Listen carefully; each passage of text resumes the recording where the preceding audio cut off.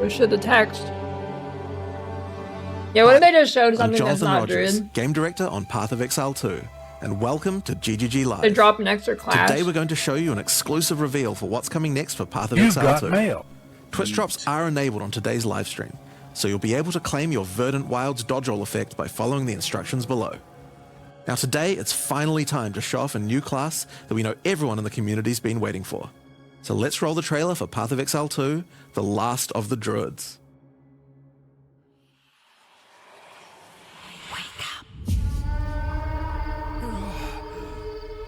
Naked.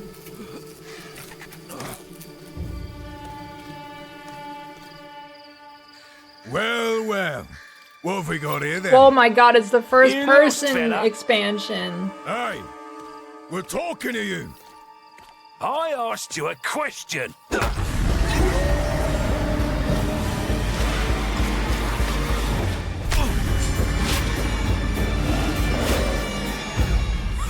What's wrong with him? He's lost his bloody mind.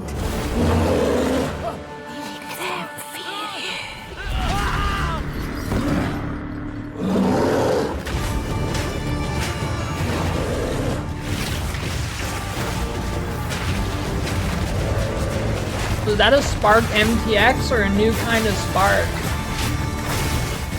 Yo, that looked kind of sick.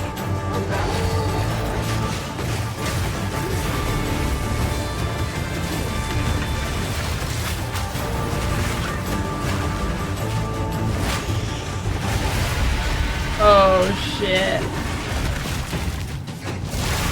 There we go, cool form. There we go. Wyvern was real.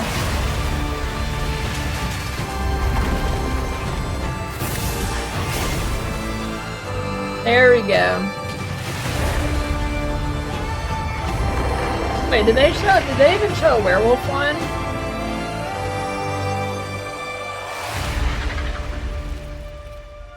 I will find I'm blind. you, evil.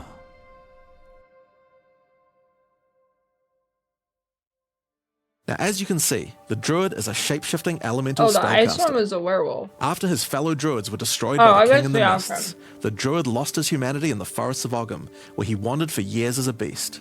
Now, finally reawakened, he's determined to find his lost wife and regain his humanity. And he needs to get some The cake. druid has been one of the hardest classes for us to design. As well as having human spells, he has 3 animal forms, and we wanted to make sure that there were interesting combos between all of them. The druid is our first hybrid strength and intelligence class.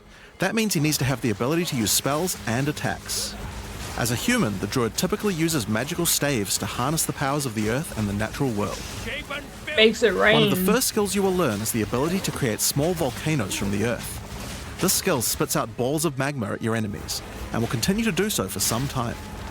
While the volcano is active, turn into an animal and wade into melee range. Many of the skills you use as a human last for a significant period of time, giving you a good chance to turn into an animal and rage out. But how do you turn into an animal, you may ask? Well, the answer is a new weapon type that druids use, animal talismans. When you equip an Oh, animal it's on the talisman, weapon. you can choose which animal form you would like the talisman to represent. Depending on what you choose, you'll be given that animal's basic attack as a new skill to equip. For a bear, Interesting. that's Maul. To turn into a bear, simply use the skill. Your character will instantly transform into a bear and attack. If you want to change back to a human, just cast a spell. You will instantly swap back and cast it. We wanted to make sure that swapping between forms was seamless and immediate. Changing forms should be something that you do without even thinking about it all the time in battle. In order to allow for hybrid melee and caster gameplay, most of the skills you use in your human form last for some time and aid your animal skills in some way. Oh, The yeah, that's volcano right. we They're used going for earlier the will battle emit more mage. molten balls whenever you hit it with a slam, making it perfect for use with your bear form's furious slam. While in bear form, many of your abilities use rage. There are a lot of ways to generate rage, but the easiest one is simply smash your enemies with Maul. Once you see the runes on your back glowing, it means you have enough rage to do a much more devastating version of your furious slam. Your bear form can also go on a rampage, stomping the ground as you demolish your foes.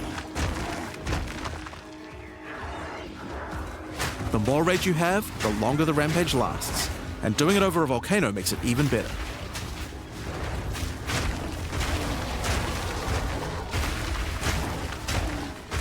As you consume rage, your bear form will generate endurance charges, and these can be used with skills like Ferocious Roar. Ferocious Roar is a war cry that empowers your subsequent attacks to break your opponent's armor. The more endurance charges you have when you use it, the more that empowered ground attacks looks you will pretty get. sick. But I But saw the Ferocious Roar has FPS another special loss from feature it. too. It's a meta gem that allows you to socket any Warcry gem from another class into it, giving you the ability to use these skills as a bear. Use the Warrior's Infernal Cry skill to make your enemies explode.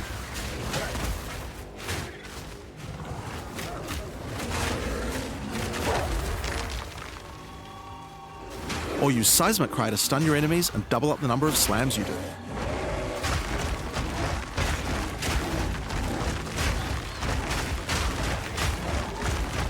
You can even use it with Ancestral Call, a skill that turns you into the fire god Cow.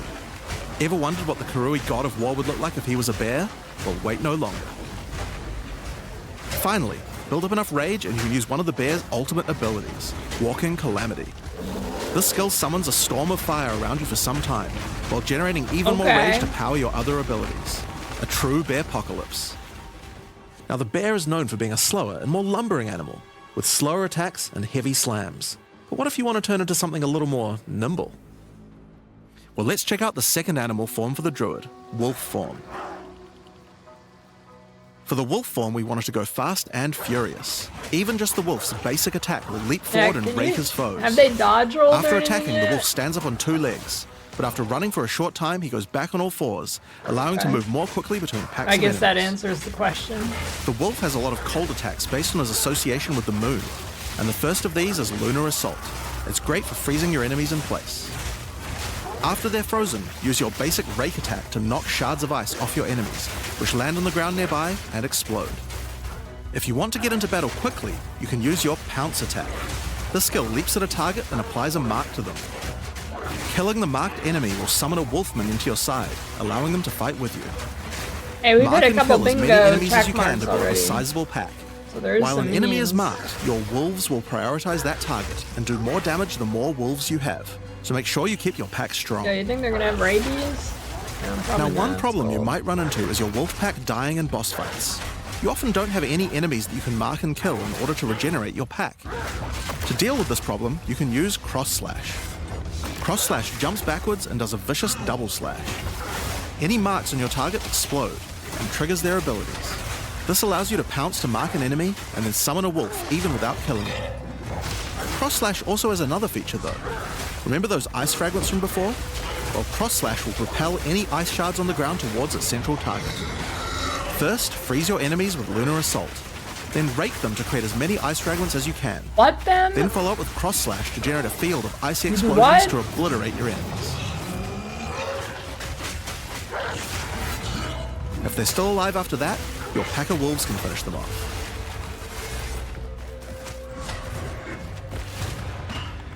Just like with the bear's raw skill earlier that allows you to use skills from other classes, Pounce is also a meta gem that you can socket mark skills from other classes into. So for example, you might want to try adding Freezing Mark from the Monk to Pounce. After pouncing at an enemy, Cross Slash to explode the mark and gain extra cold damage for a time. The Wolf has many other ways to go all in on cold though. Using the Arctic Howl Warcry will allow you to add cold damage and chilled ground to any slam. You know, I while wish buffing they your showed pack of real wolves as well. gameplay. I think You it'll can be also good. use it to freeze It enemies looks that are pretty close to good. being It looks frozen, like at least making it wolf much form faster looks to like use it'll your be other pretty combos. fast. Finally, the wolf also has the ability to call down the power of the moon to transform into an Arctic werewolf with Lunar Blessing. In this form, you move and attack more quickly and deal extra cold damage. Consuming Rage will extend the duration of your Arctic wolf form, so you could try a hybrid bear and wolf build if you want to utilize the skill to its full effect. That skill looks sick with the moonlight. Yeah, he's popping Alright, off. let's talk about the third form Yeah, available to the the wolf Druid, and I combos think look it's a pretty one. cool. The Wyvern. The Wyvern has a number of long-range breath abilities, but that doesn't mean you can't get into melee range when you want to. The basic attack of the Wyvern is Rend. Jump forward into combat and slash your enemies with your lethal talons. If they're close to being stunned, You can blow them off balance with a blast from your wings, causing an explosion of damage. Bone After the Shatter battle, Part though, 2. it's time to feed. Devour the corpses of monsters to create power charges, and this is when the Wyvern's abilities really come online. When using Rend, you can consume a power charge to charge up your wings with lightning. Not only does this do a bunch of damage, but it allows you to turn this melee skill into a much larger AoE attack. Once your wings are charged, your Wing Blast will also do lightning explosions for even more damage. If your enemies are close to death, no need to wait for them to actually die. When you see this blue marker, just devour them alive. Fresh meat is much tastier after all. Alright, eat so 'em those are some alive. melee options, but how about range? Well, you wouldn't be much of a dragon if you couldn't breathe fire after all. Rolling Magma is the first of the Wyvern's breath attacks. No way. Spit balls of fire that They just bounce give along him the ground. rolling magma? These balls will trigger volcanoes as well, so it's a good idea to cast one as a human right before you start spitting. But that's not all you can spit. You have something a little nastier in that gullet of yours. Spitting a barrage of oil at your enemies will cover them in a viscous sludge that makes them easier to ignite. Just If you have power projectile charges, though, vomit on plant them. your wings in the ground and vomit a barrage of lightning-infused projectiles. The more power charges you have, the longer you can do this for. But make sure you keep your foes at range. You're vulnerable to melee attacks while channeling this skill. In order to help with that, let's take a quick diversion back to some of your human abilities. As a Druid of Scoth, you have the ability to harness the power of nature They got to create grass, entangling vines spark. to slow down your enemies. Another of nature's punishments is the thunderstorm. Creating one of these will create periodic strikes of lightning from the sky, and will also make your enemies wet. Why is that useful? Well, of course, things that are wet are easier to shock. Use it with lightning damage from your Wyvern form to enhance your damage. Making things wet also makes them easier to freeze, so it works nicely with your wolf form as well. And you know what else likes water? Plants. I'm not saying nothing, guys. Water your plants to give them various extra abilities. Use Lightning Storm with Entangle to make them last longer, and attach more vines to each enemy, slowing them further. Summon Thrashing Yeah, the Vines vines to look slam at cool. your enemies for a time. Any that are created in water will be larger and deal more damage. Now then, with our enemies sufficiently subdued with our plants, time to really lay into them with our lightning-infused barrage. Now, this last Wyvern ability is just ridiculous, but we felt like we had to do it. Use Flame Breath to take to the skies and rain down a stream of fire on your enemies. You have wings, so we have to take full advantage of them after all. So fly around and burn in it. Can you get hit up there by melee, or do they all miss you? Yo, it actually burned the grass. The attack did. Now there are a few other skills we didn't cover, but there's one in particular that I think will open up a lot of builds. Spell Totems. Spell Totems are meta gems that let you create a totem that will automatically cast any spell in the game for a time. In order to create one, you will need to spend 3 endurance or 3 power charges. You could use them to throw fireballs, summon comets, or shower the area in lightning. Really, the options are kind of endless. Your bear form can easily generate endurance charges by consuming rage.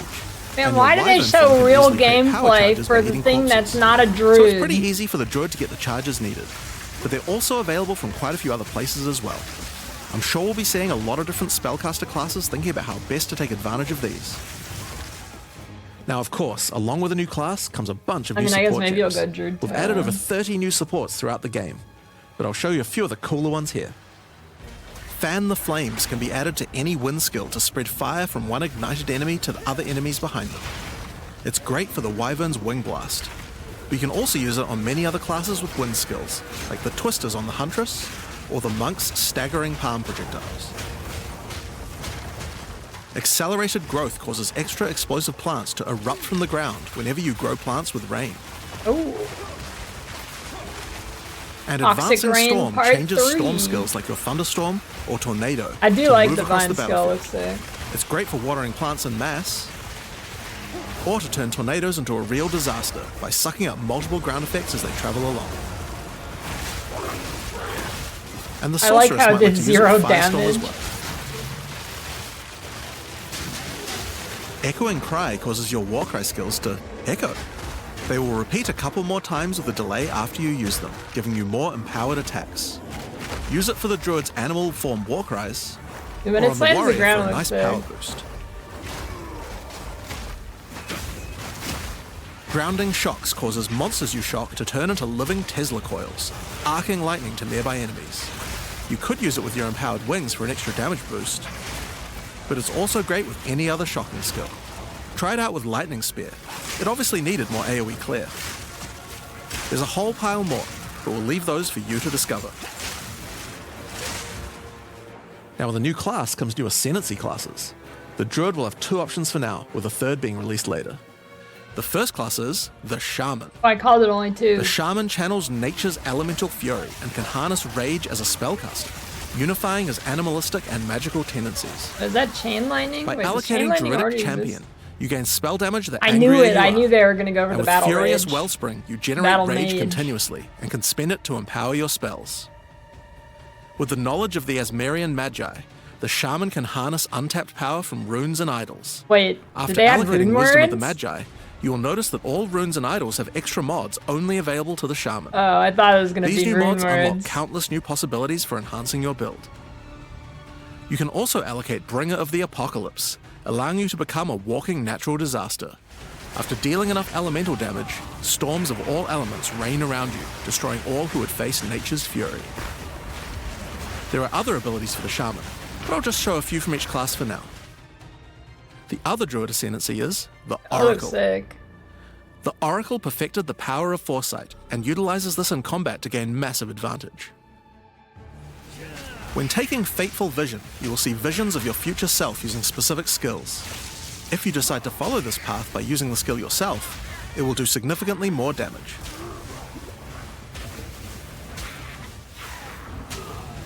And with Converging Paths, at a critical moment in battle when a monster is vulnerable to freeze, stun, or electrocution, the Oracle can use Moment of Vulnerability to see a vision of the enemy's future, and then merge it with the current timeline, allowing him to deal damage to both. And one of my favorites, when you first become an Oracle, you'll notice over 130 new extra passives appear in the Druid section of the tree. By allocating the Unseen Path, you use your power of foresight to learn from alternate futures and gain skills that would otherwise be unavailable to you. For This is a example, weird ascendancy. self-sacrificing allows you to be able to summon more minions by reducing the spirit costs, with the trade-off of making your reservation skills cost more spirit. Or Corruption Endures, which allows oracles to have a small chance to avoid death. Both the Druid ascendancies offer interesting and unique ways to gain modifiers that no other classes can get, so we're expecting a huge variety of build possibilities from these. Now there are unique talismans for the Druid to use as well. We won't spoil all of them, but this one was particularly cool. Fury of the King turns your bear form into a fire demon, converting most of your damage to fire. Oh. As a demon, you can also use Molten Crash, a jumping slam attack that leaves fissures around you. This unique also continuously grants glory, allowing you to use your ultimate abilities more easily. Now of course the Druid isn't the only thing we're adding to 040. We still have a bunch more to show. With every new release we create a new league, with new mechanics, new pinnacle bosses, and with a new story to tell. And this time is no exception. So let's roll the trailer for the fate of the Vaal. Well, we've got 2 trailers per trailer now, or reveal. It is a ruin, but in the dark, machines still churn.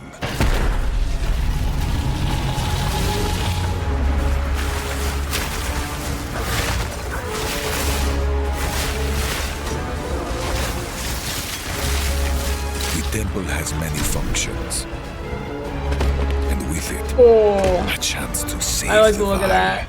That looks good. A gateway through time.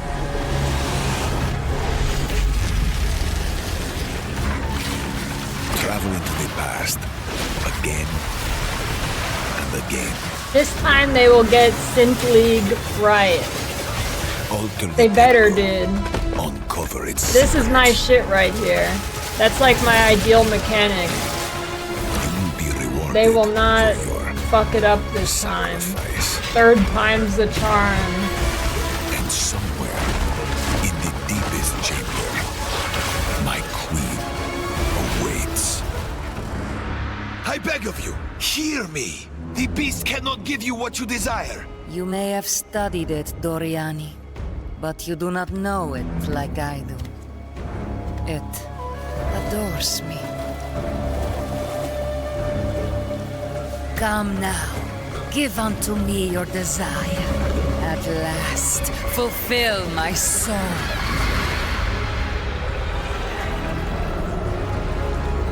You don't get to see the big one? Where's the nipple reveal? Hi, I'm Mark Roberts, Not yours. Game Director on Path of Exile. In the Fate of the Vaal League, you will find remnants of the ancient Vaal civilization scattered throughout Rayclast. They seem to attract nearby creatures and affect them strangely. After killing them, the remnant appears to gain some amount of power, but not enough to fully activate it. It seems you will need to find 5 more of these arcane devices, and sacrifice the monsters you find there to fully activate one. But things don't always go to plan. These devices are old, and sometimes infected by corruption. Twisted versions of ancient Vaal may emerge, and sometimes even stronger foes. On fully activating one of the devices, you finally discover its true purpose. A portal opens and takes you deep underground to a lost temple, once the home Does of that count as a Vaal side Queen of the zone? Vaal. What treasures could still be inside? I think you're gonna want to find out. In front of the entrance is a console of some kind, and on activating it, you can see a map of the temple. Atziri's personal chambers are on the far side, but how could anyone get there? There are disconnected rooms, and the layout doesn't seem to make sense. And that's when you realize the purpose of the ancient devices scattered through Rayclast. The temple is powered by sacrifice, and this energy can be used to modify the very structure of the temple itself. Each time you run the temple, you will be given 6 rooms that you can place, allowing you to craft your own dungeon to explore. Place paths to link up the dungeon, and place rooms beside them full of precious loot. After you are happy with your choices, open the temple and discover the results You of your didn't even efforts. get to Atziri, you dummy. Each room contains different challenges along with its rewards. You did it wrong. On entering a room, the doors will slam shut behind you, and you will need to face the encounter within. But choose wisely. It's important where you place the rooms to get maximum returns.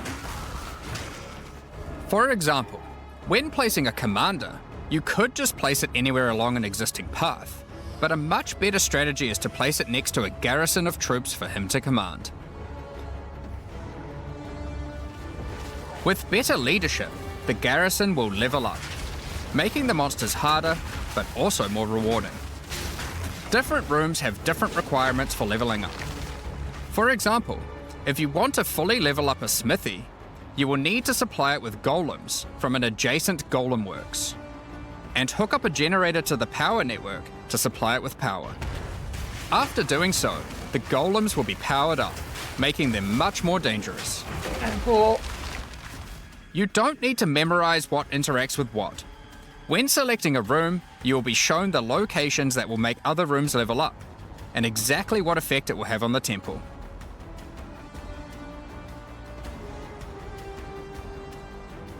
After running the temple, a few of the rooms will destabilize and be removed. It will be up to you to rebuild the temple, adding 6 more rooms each time you come back, making the temple larger and larger and larger. Thing. So, that's the basic functionality of the temple, but there is a lot more. Ooh. Once Doriani finds out about your travels to Reign of Arrow Vaal, Totem. he will attempt to persuade you to take on a new mission. The temple entrance contains a prototype of the time portal device. It will be able to take you back in time, but only to one specific point. Right before Atziri triggered the cataclysm that destroyed the This is Vaal. like the baby game where you connect He the pipes requests with that you liquid. go back and attempt to stop down. Atziri to prevent the Vaal from ever being destroyed.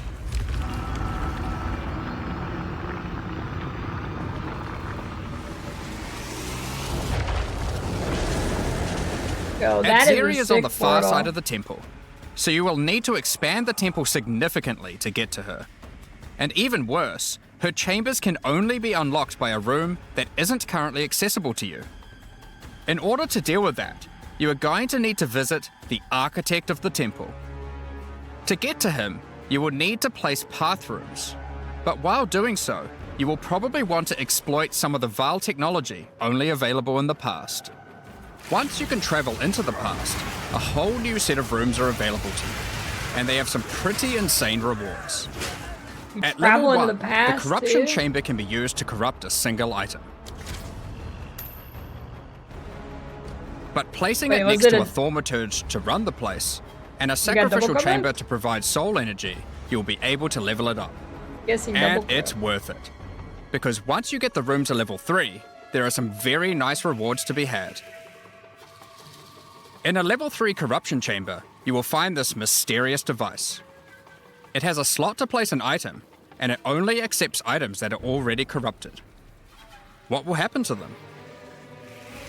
Well, normally once an item is corrupted, you can't modify it any further. But this device allows you to corrupt your item a second time, adding another enchantment. This has the capability to craft some very powerful items indeed. But be warned, the Vaal are all about taking risks in the pursuit of power. There is a 50% chance that the item will be destroyed. My cool ring.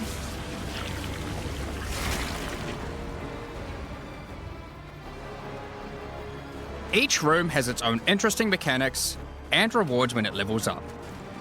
Many of them contain bosses to fight, special drops, and in many cases, new crafting opportunities. For example, a level 3 alchemy lab has a nasty Vaal construct to fight, but if you can defeat it, you can find new corrupted soul cores. Like Guatalitzi's thesis, which on boots allows you to sacrifice your life to run faster. Or Sitaqualottl's thesis, which on gloves will revive one of your minions whenever an offering expires. Get a sacrificial chamber to level 3, and you will need to face a highborn priest of sacrifice. Defeat him to be able to further corrupt a Vaal unique, modifying it in unpredictable ways. One of the mods of this unique will be removed and replaced with another random mod.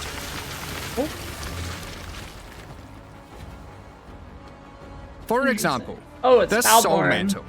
It gives you an additional totem, but lowers your totem's life and curses you when they die. By using the machine, this could result in a terrible item if you remove the good mod, but also some amazing items if you replace the downside.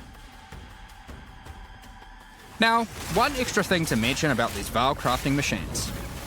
You don't have to take the items you want to craft into the temple.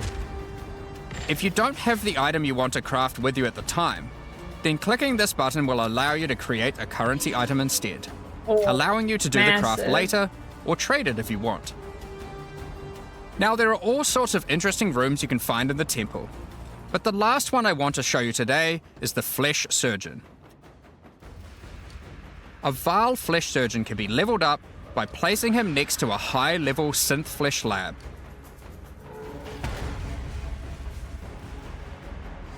But be careful.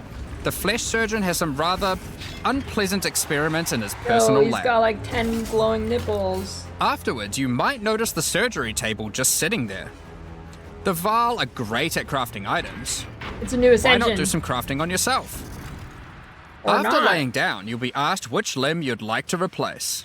What? Left arm, perhaps your right leg. Each limb can get a different set of random bonuses, so choose wisely. Yo, that's kind of sick. After getting up from the table, try out your new limb. It seems to work fine, and even perform better than your normal one. Now, there is just one thing with replacing body parts. They have durability. If you die and are resurrected, your body will return to its natural state.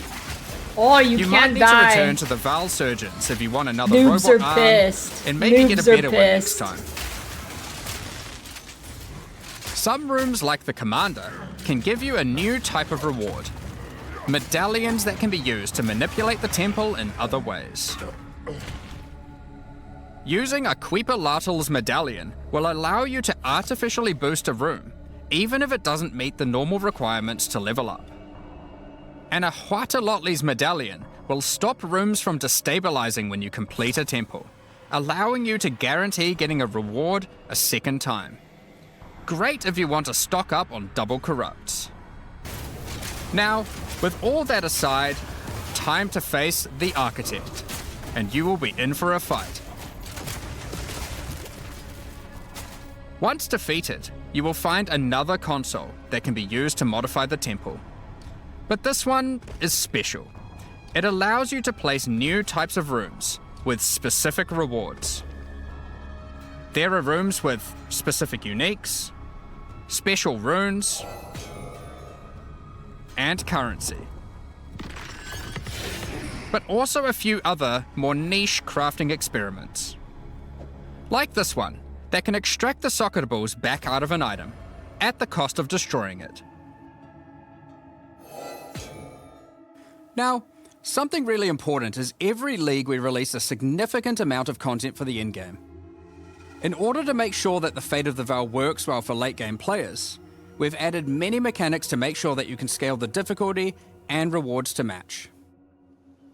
Getting some rooms to level 3 adds extra mods to the entire dungeon, and these stack with each other. So in endgame, when you can get some really big temples, you can generate a challenge that can even match the strongest of characters. We also start to introduce ways to store up energy for the temple, allowing you to save up many runs so you can do them later at your leisure, and not interrupt your mapping too often. Now in each league, it's important that we have a new pinnacle boss to test your character's might. In the Fate of the Vaal, you will get to face Adzeri while she was at the peak of her power. One of the rewards you will gain by defeating the Architect is the ability to place the Royal Access Chamber. Once connected to your temple, you can visit it to finally reach the Queen of the Vaal herself. This fight takes place at a critical moment in history, right as Adzeri communes with the beast's power and takes her true corrupted form. Now, we are not going to show you the whole fight, but we will tempt you with one of the rewards. This is Adzeri's rule. This staff gives additional levels to all of your corrupted gems and lets you trade life for extra damage. But in addition to that, while using the staff, mirrors of refraction will constantly appear on the battlefield. Any projectile you fire at these will split into a nova, and they can chain from one to the other. So, that's the Fate of the Vaal League. But we are also bringing the previous league, Rise of the Abyssal, into the core game, along with a few changes. Now, for those of you who haven't seen what happens when a league is over, it's important to understand that you will not be seeing abysses in every area anymore. Liar. Rise of the Abyssal is now one of the league mechanics that can show up randomly in endgame. If you want to specialize in running abysses, there is now a tablet that will allow you to add them to any map you run. You can also craft the tablet Incursion's to gonna be just as OP mods for leveling, to enhance how they function. Surely. Now that Abyss is core, it also needs its own Atlas tree. You can gain your first points by completing an Abyss. But there are more available for doing depths and killing certain bosses. And there are a bunch of different options. You might just want more monsters and bosses. But you can also make finishing an Abyss have a chance to overrun a nearby map with the Abyssal. Or make your Waystone modifiers also apply to Abyssal depths. Oh, that's kind of good. You could specialize in the interaction with other leagues, or specialize in a specific Abyssal faction. Wait, do you think the depths have more than 3 monsters now? One of the important elements that we have heard loud and clear is that needing to do Abyss crafting on Waystones is quite annoying. So, we have removed that. Good. In fact, we have removed instilling from Waystones as well. Yes! This mechanic felt mandatory on maps because it boosted the value of all other content. But it was both annoying to do and resulted in a lot of visual clutter. Instead, we are bringing back some of that power on tablets, which you don't need to craft nearly as often, since they last for 10 maps each. Once you defeat the Arbiter of Ash, you will be able to upgrade tablets to a rare with 4 mods using regular currency. Even this isn't enough to fully bring back the power you could have gotten from instilling, so we have also buffed the bonuses that tablets give. Going forward, we're not going to be adding any more crafting directly to waystones outside of the basic currency, because it adds too much micromanagement. Yes. But on that note, Fate of the Vaal does bring the ability to corrupt your tablets, hoping to get one of many different random outcomes. Now, with regard to Delirium Fog, even though you shouldn't have to have it on every map anymore, we still did want to make it less visually annoying. Yes! Oh my god, I Delirium can't Fog believe has been it. toned down significantly. I cannot believe So they you won't actually feel like did you're this. just playing in a sea of grey. I can't believe it. Oh my Another god. big source of problems in the endgame is the 6 feeling years of later, getting overwhelmed with I monsters. actually cannot believe it, dude. It took 6 in years. 031, we Yeah, reduced the number of PoE1 better monsters get in this. early endgame in order to help with this.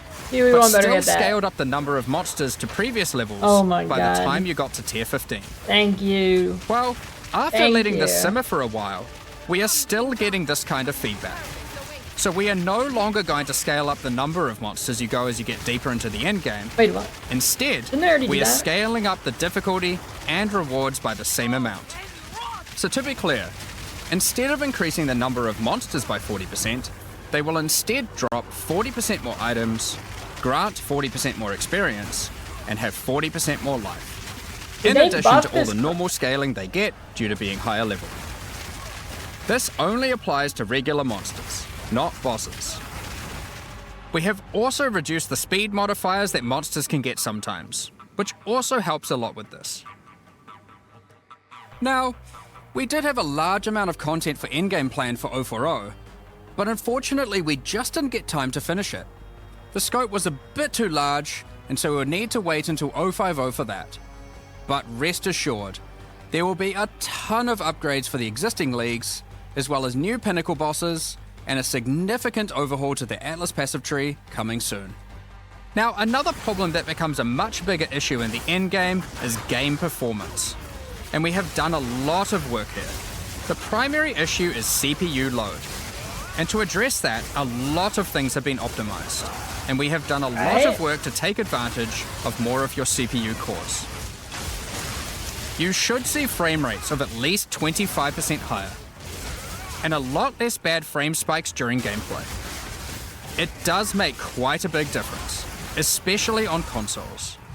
A lot more work in this area is ongoing, and you will continue to see performance improvements over the next few months. Of course, another important area is game balance, and we have made a lot of changes. Okay. Now, most of these we will save for the patch notes, but I'll do a quick summary of some of the numbers. As well as adding 11 new unique items, we have rebalanced dozens of others that are not currently used very often. Wait, that's We've not the also kind done of a balance pass I over want. lineage supports. I don't care about those. 21 of them have been rebalanced, as well as adding 9 more. Alongside the 2 new Druid ascendancies, we have made balance changes to almost all the others, Okay. with some of them getting a grander rebalance, such as the Smith of Katava. Alongside the 20 plus new Druid skills, we've also rebalanced 90 other active skills Okay, there we across all go. the different classes. And to top it all off, there are also over 250 new passive skills added to the passive tree. These changes should go a long way to increase the viability of many more skills, uniques, and overall That's build what I like to variety hear. that can tackle our most challenging content. Next up, we're going to be talking about our new supporter packs. Today, we're launching 2 Ooh, new I series like of that supporter thing. packs, the Precursor and Kalgurin packs. Each tier contains the pack's full face value in points, alongside several exclusive microtransactions. As always, the microtransactions in these packs are purely cosmetic and do not affect your character's power or progression in any way. The Precursor series of supporter packs contains 6 exclusive microtransactions. First up, the Marble Statue character effect. Once you finally stay still for a moment, a podium rises up out of the ground to immortalize you, turning your skin to marble. When you next move, the stone crumbles around you. The Precursors had mastery over gravity manipulation. So too can you, now with the Gravity Well portal. Those are pretty sick portals. Witness the power of its pull as you approach it. Draw in enemies with your own gravitational pull with the Awakened Precursor armor set. The Precursors designed and built many mysterious ancient beings. This one used to serve as a scout that would patrol and tase intruders.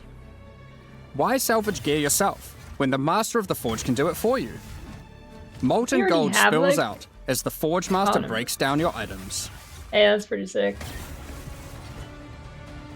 The Relic of the Precursor's map device is a mysterious machine that sits atop ancient colossal statues.